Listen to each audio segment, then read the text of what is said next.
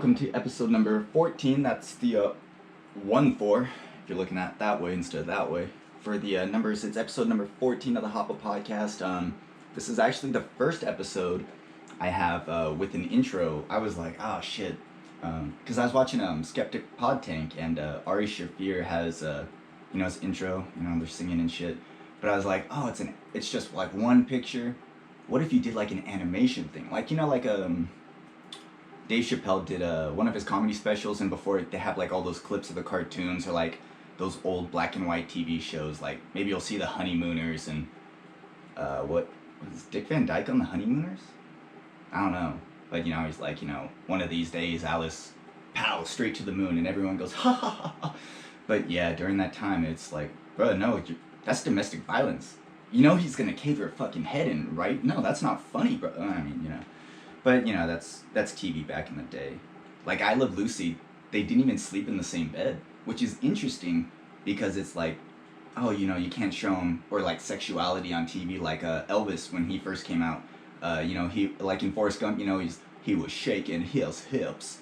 And like, they're like, oh, he's shaking his hips and thrusting his dick and shit in front of people. And it's like, oh, how vile, how crude. And it's like, yeah, But that's life. So, I Love Lucy, A Christmas Story, they didn't sleep in the same bed. The parents, they have like those separate beds. So, but anyway, so I put together this video intro for the TheHapaPodcast, and I figured, add in shit I like, and then, I decided to add in some pictures, because, not pictures, it was, it's some videos I took when I was in Japan.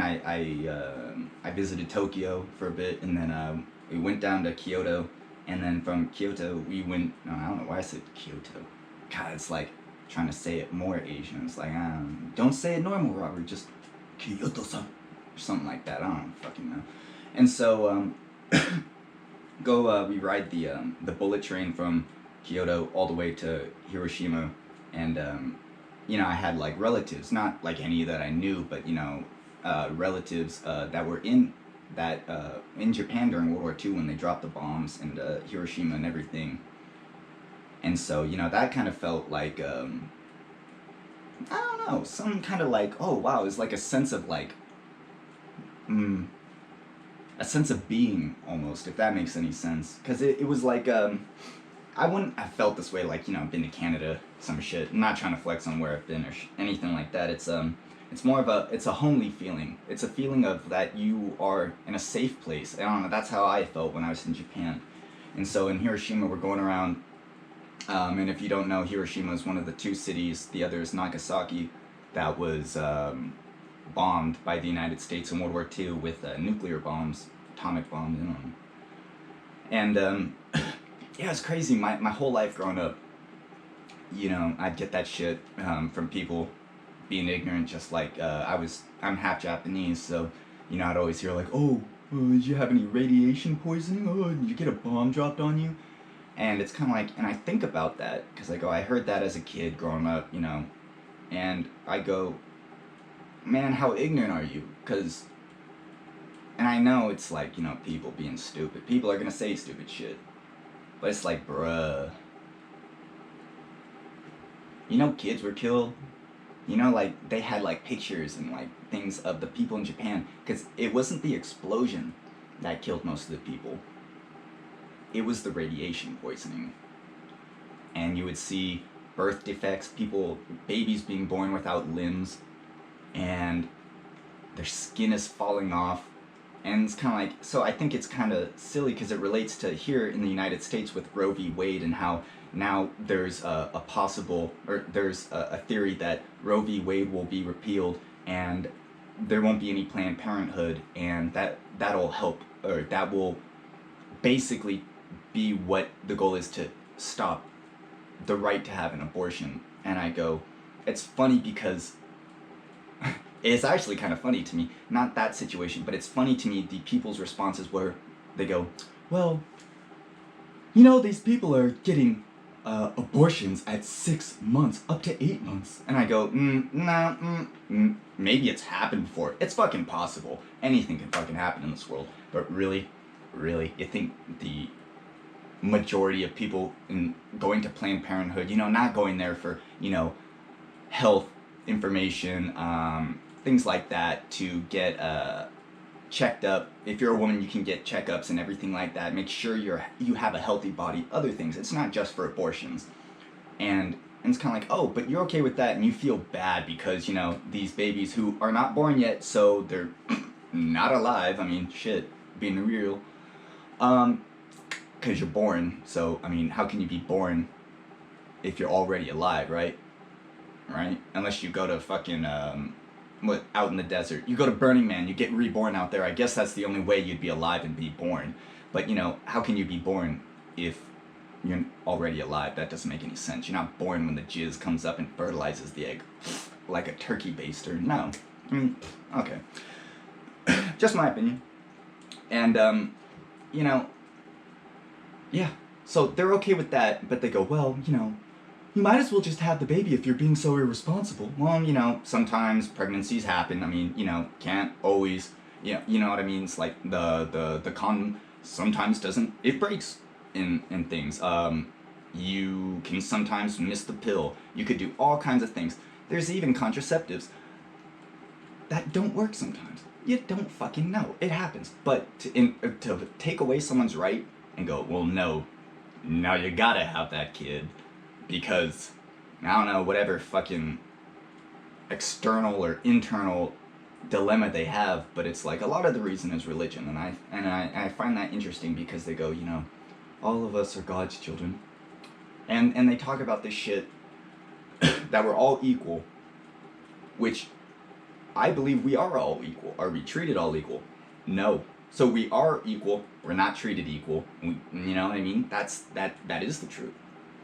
And so you want to do that, but then again, this country, this government has done things like, so, we want to protect the babies, make sure they come out all right, right? So we do that, but, we don't, this country does not give a single fuck about people outside of it, because as you've seen, World War II, they drop bombs, nuclear bombs. They don't give a fuck, because they go, oh, well, we didn't know the effects of the radiation poisoning on them until after it happened. So you're telling me that, well, I don't know how a gun works, so if I go and pop somebody in the head, kill them, why, I didn't know the effects of the bullet on penetrating their brain and disconnecting their brainstem from their spine, because I'd never killed anybody before, but now that we know, it's okay. Now, that's fucked up. That's some war crime shit, and you did that to Germany, and you sanctioned the fuck out of them. And split them apart. And that's what started all that mess with East and West Germany, and Berlin, and shit like that. Or East and West Berlin? I don't know. One of them had the women on their Olympics team with steroids that turned them into men, so they basically grew dicks. But, yeah, so we're just going through all this shit, and then you're okay with doing that to other people. They do napalm on people like they did in Vietnam. In Georgia right now, the ICE detention centers, they're performing hysterectomies on a large number of Hispanic women. Why? And this is, the government. Well, we need to perform these hysterectomies because, it's healthy for these women, blah, blah, blah, blah, blah, talking out their fucking ass. And then it's really true. They're performing those mass hysterectomies. Maybe they give them a choice, but they're probably persuading them. They're probably telling them, hey, if you want to get into this country, you gotta fucking do it, or something. That seems insane that there's that many people doing that, and the government saying, no, we're not. But, bro, there's been whistleblowers. People came out and spread this shit because they know it's fucking wrong. And so I think they're just trying to eradicate, or at least, what do you call it? Gentrify the Hispanic community, well, in this country, and those especially that they've detained in detention centers, because it's like, why are you keeping them in cages? Oh, well, we're all equal. Hey, these children that grew up that we love, and we didn't get abortions because the parents weren't planned out well for this. They didn't have a good financial situation to take care of your children. So but you're gonna lock up little boys and little girls in cages like fucking animals? Oh yeah, we real equal in this country. No, we're not. We say we're equal. we're not treated equal. An example of that. So, and what I'm getting to in this is, so when I went to Hiroshima and I got to see all these things, I got to see, I'll put a image up here later on when I edit this shit, but it's, cranes. Thousands, hundreds actually of thousands, hundreds of thousands of these different colored origami cranes, and that is meant to symbolize peace in Japan.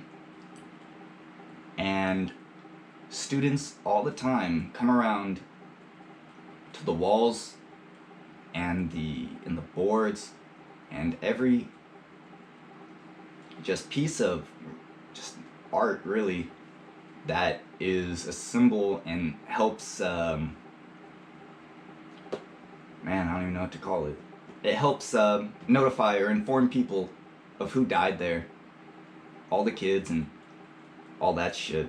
And so, yeah, this is a dark beginning to episode 14, Jesus Christ. But I just wanted to get that out there, because, I mean, going there, it's crazy. And I remember I saw the science building there. It was still standing. I'm pretty sure I talked about this in a previous podcast episode. And yeah, I posted a picture on that on Instagram, and people are stupid. See, this is what I'm saying, is people say stupid shit.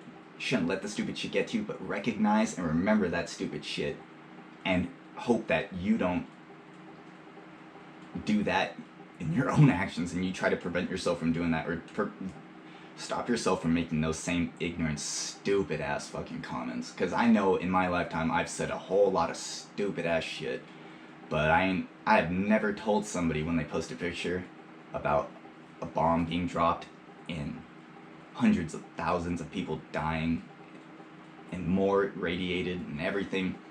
It's yeah, I think it's one of the most stupid things I ever heard, besides, you know, that one lady who decided not to play fantasy this year in my league, saying that the Japanese got paid reparations. This is more stupid than that, because someone goes, well, that's what they deserve.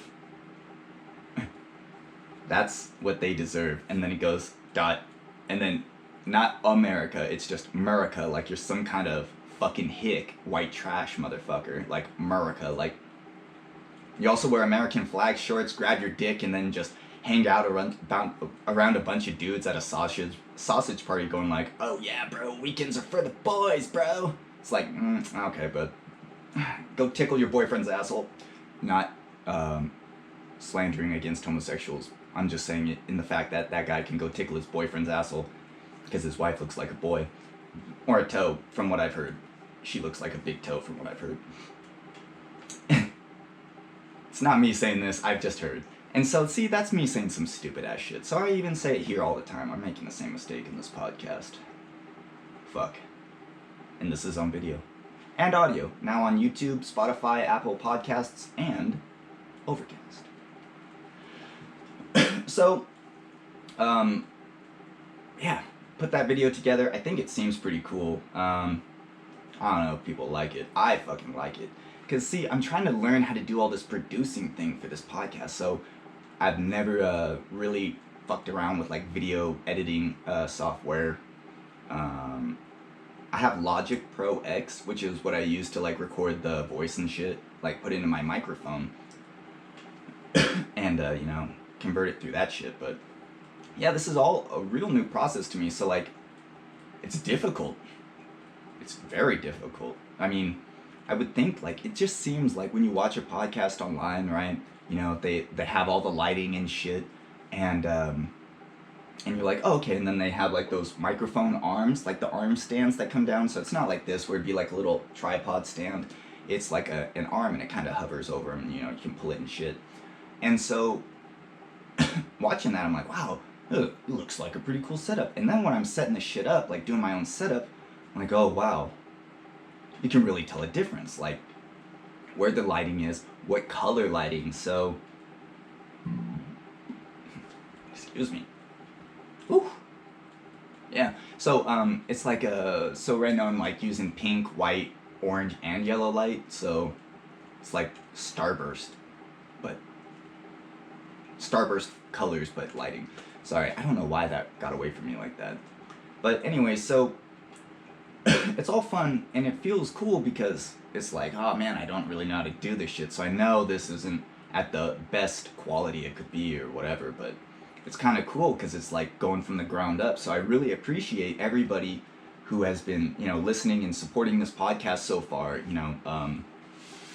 The few of you there are, but I really appreciate you and I really thank you because like this is great. Like it's like you're coming along on the journey of this podcast and you're starting at the beginning, and I'm just so thankful and grateful, and this is awesome. So it's kind of cool because I'm seeing it in the progression of each episode. Like it's getting easier to put everything together, upload it, and then it's easier to talk on this. I mean, as soon as I say it's easier to talk, I start fucking up my words. Huh. And so, on my first couple episodes of this podcast, I was like talking about like sports, kind of keeping it like sports centered, and I was thinking that because I was like, oh, I fucking love sports, like maybe the Indianapolis Colts will hear me and hire me as an assistant GM or a scout somewhere for their draft, but we'll see. And so, it's just kind of cool. So I switched it up from that. I didn't feel comfortable. I felt like kind of like a robot. I'm not good at the robot, but it felt like I was a robot. I was just kind of reading through something. Up on the whiteboard right there, I would write down like little bullet points, like notes, to help me through it. But then I kept thinking, oh, I don't want to have to like look over my shoulder or something like that. Like I got a twitch in my neck or something, and I should just flow. Like Bruce Lee in water. You gotta flow with that shit. So, and speaking of that, so that progress and everything. Hold on, I'm going on my phone to get this. It's a quick little, whatchamacallit, 50 seconds, 40 seconds, but it's a tape, and it's not a tape. I saved a voicemail from the guy who helped save me and helped get me on the right path, Zach Walker lead. And, that guy, so January 13th I had my last relapse. Feel like that guy who gets out of prison, I ain't going back. It's like me with the relapse, I ain't drinking again. And it's kind of like, and he sent me this wonderful voicemail, and I was so down and disappointed in myself because I had lied about relapsing previous time. And, it was eating at me, and I'll just let you guys hear it. I'll play it in this shit. But, yeah, this is what he said. As we talked about on the phone briefly, remember how much value you have and how important you are to this world, and project into the future what you can become. And just look towards becoming that still. And it's okay to fall back, it's okay to fail, it's okay to go through tough times. That's what makes you stronger. That's what lets you know that what you really want is something different. Because when you feel stuff like this, you feel pain, you feel failure, it makes you know what direction you do want to head in, that you want to head away from that feeling and that pain. And so it's okay to experience those things and to learn and to grow. And that's what you're doing, man. You're growing. So keep it up. I'm still very proud of you, man, and I wish you all the best. And just keep working hard, man. Stay on the course. All right, buddy. And so, hearing that, and I'm hearing, and I started the podcast by saying, about the Japanese and all that, and other people saying to me stupid shit, ignorant shit, and, me, saying like, oh, that guy's significant other, guy who said the thing about, America. Me saying that his girlfriend or whatever, wife, looks like a toad, that was ignorant of me. So I'm still making mistakes. And, yeah, just whenever I think about that voicemail, because, I don't always play it out loud, but I think about it often. And, it feels like it really relates to what I'm thinking and currently trying to process in my mind right now. Not currently right now, but, throughout the rest of the day, not during this podcast. But it's like, man, bro, like I feel like a second chance has been given to me, in a way. Yeah, it. Trying to think. Kind of stumbled on my thought here. Everybody makes mistakes. I feel like really, unless you kill or rape somebody, or some other extreme fucking like, what the fuck did you do kind of moment. You know, everybody can change. Everybody can have a second chance. Everybody can do something completely different. I mean, really, a year ago from now, I was less than 3 months sober. In fact, I might have already had my first relapse. Fucked up. Me being a dummy. And,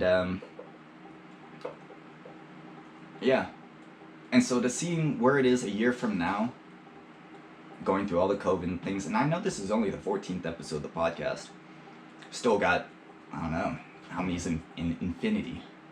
Well, that many left to go on this. Keeping it going. It's nice because it's like, I used to be that type of person that, I'm pretty hard on myself when it comes to self-criticism, things like that. But it's nice to hear that because he says, no, not to be too hard on yourself, things like that. It's okay, you're improving, making progress. And that's to everybody out there listening too. It's like, if you can recognize it, and know, like exactly what Zach was saying, and recognize it and know the pain, and you feel those things and it upsets you. You don't like that feeling. It's that voice inside your head that's screaming you. The voice in the previous podcast I was talking about where it starts off as a whisper. You're doing something wrong. You know you shouldn't be doing it. But it's a whisper. And then soon that whisper becomes, a normal talking tone. And then soon, either, it's screaming in your ear, you're fucking up or probably fucking dead. That was me.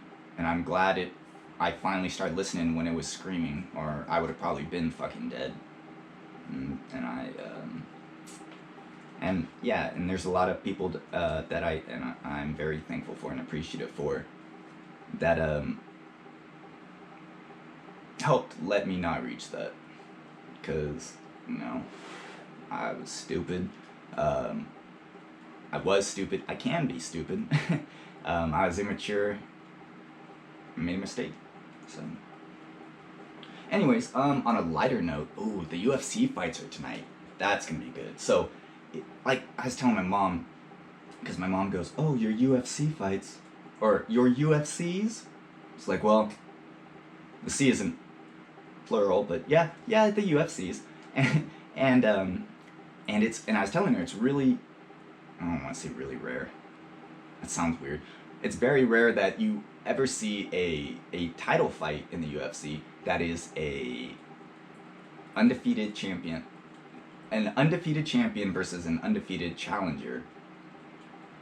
Plus, the challengers has just knockout power. He can go rounds. He went with one of the most feared middleweights ever, Yoel Romero. He went 3 rounds, and he won by unanimous decision. Paulo Costa, the challenger I'm talking about, with Yoel. I thought it was a split decision win, and I thought Yoel won the second and third rounds.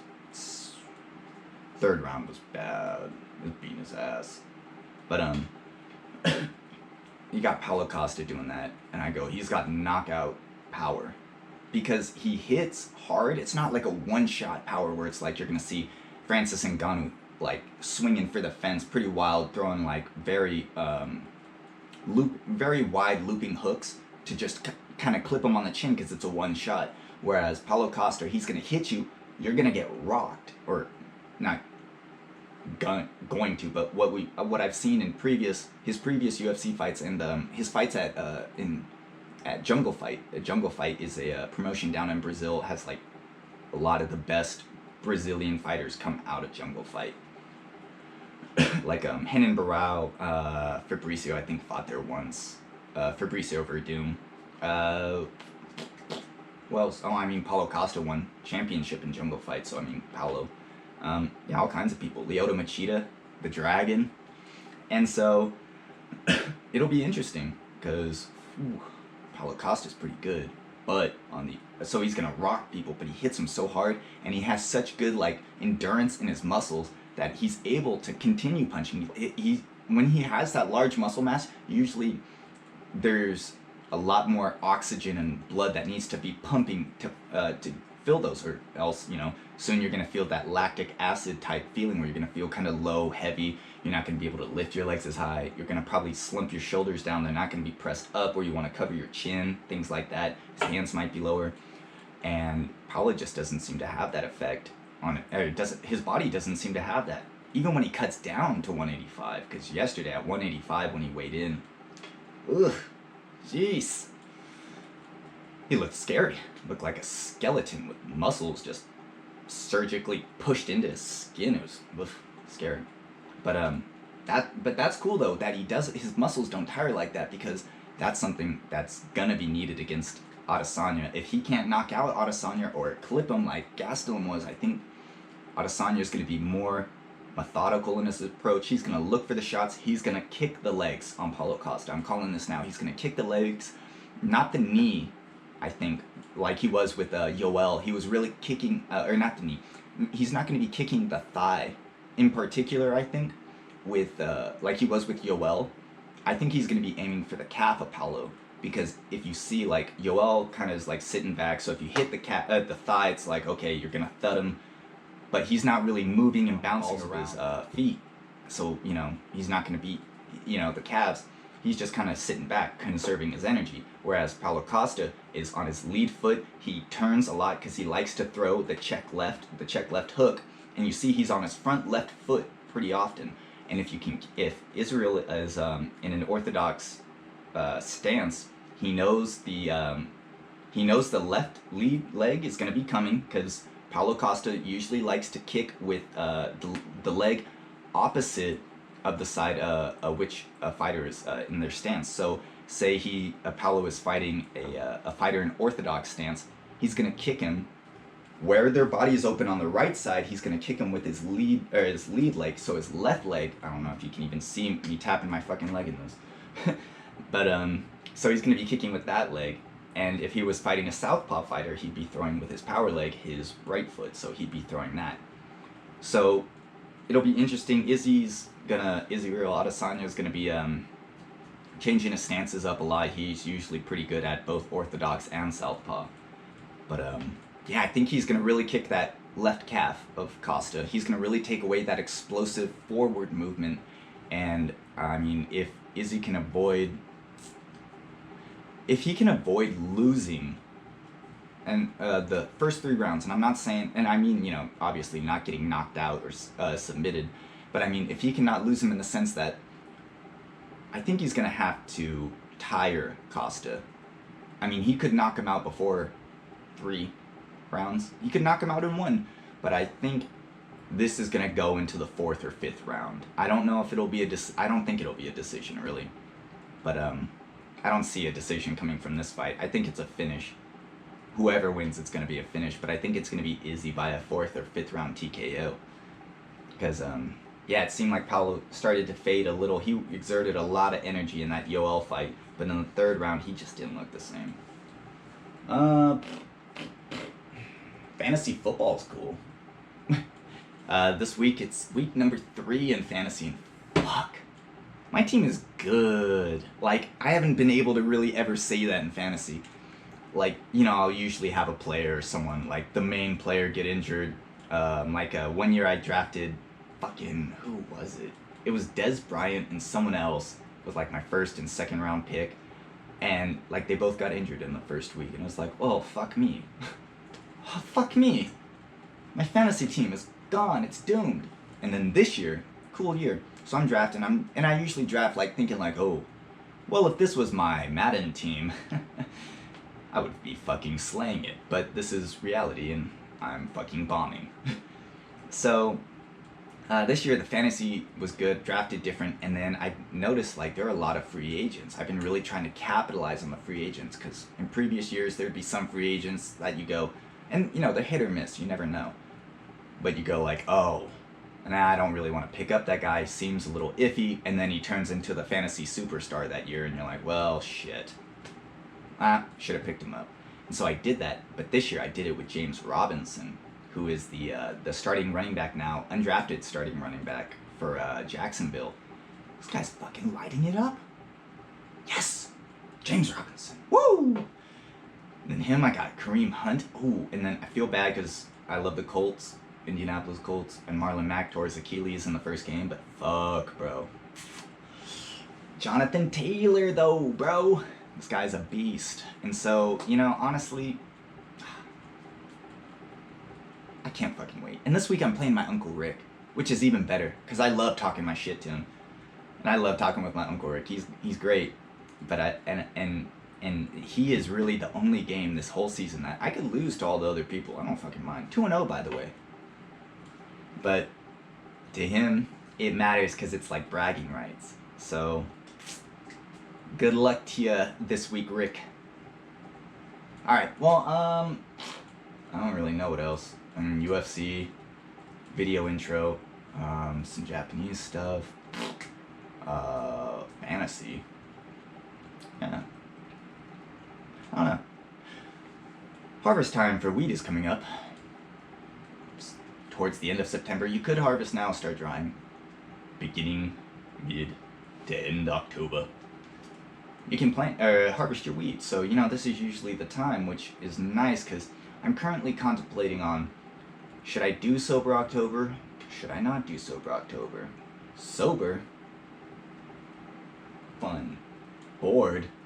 Excited. I'm just playing. It's not really that cut and dry, but yeah, it's kind of interesting. I don't know. Probably go for a week. Maybe a couple weeks. See how long I can go. I don't know. God. I wonder if there's ever been a... Oh, so they did the Sober October for Joe Rogan's podcast. It's Joe Rogan, Ari Shaffir, Bert Kreischer, and Tom Segura, and they do the Sober October, and, you know, blah, blah, blah. But I'm wondering, whoa, are they doing Sober October if they're in quarantine? Do you know how hard that would be? You're not going out, they're not going out seeing all their comic friends or like going to the hot